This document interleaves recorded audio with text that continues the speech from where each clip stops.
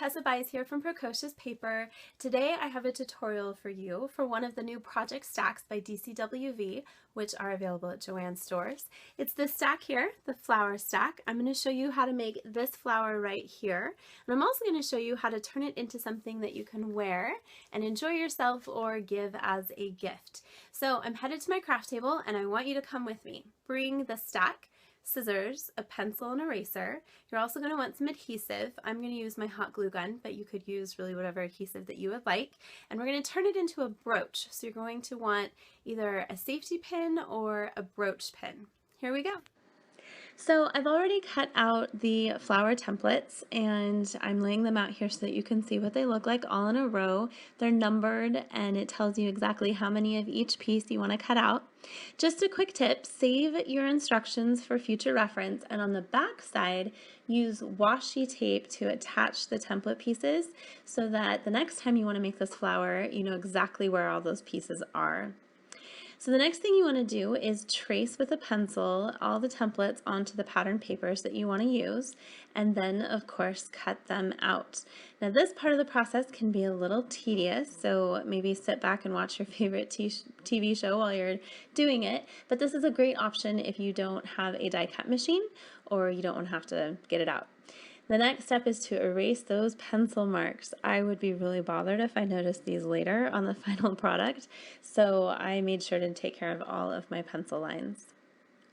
Next, you want to get a mister. It's just a little bottle with water inside, and you're going to spray a fine mist of water on each piece. Just enough water so that the cardstock reacts to it and becomes really easy to fold and roll and curl. And you're going to take each petal between your fingers and start to roll it back and forth until you get the curl that you like. And you can take your thumb in the center of the flower there and kind of press down a little bit so that the flower starts to be more like a bowl shape. This will help when you are putting all of the flower layers together.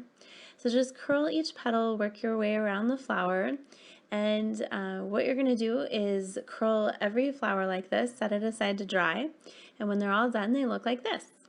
The next step is to take a piece of paper and roll it into a tight little ball, and this is so that as you're putting the layers together, the flower is going to keep its shape and you're not going to end up crushing the smaller flower layers as you're adding the larger ones.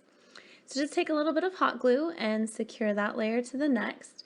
You want to make sure that you are shifting each layer around the flower a little bit so that the petals don't all line up exactly. That could be a cool look, but you're not going to get a very natural look with your flower if you do it that way. So as you're putting on the next layer, kind of give it a little bit of a turn so that those petals do not all line up perfectly in a row. Just keep adding your hot glue and securing it to the next layer. Go ahead and push down on that paper ball. That's what it's there for. Make sure your glue is nice and secure and that nothing is going to pop out or fall apart. And you can keep shaping the petals, curling them up around that paper ball too. And when you are all done, of course, if you don't like how one petal is curling, you could always give it a quick mist and recurl it until it's exactly how you want it to look. So this is what the flower looks like when it is all assembled. Let me pull out the paper ball here so you can see the center. You can recurl that, of course. And you can fuss with those petals as much as you want.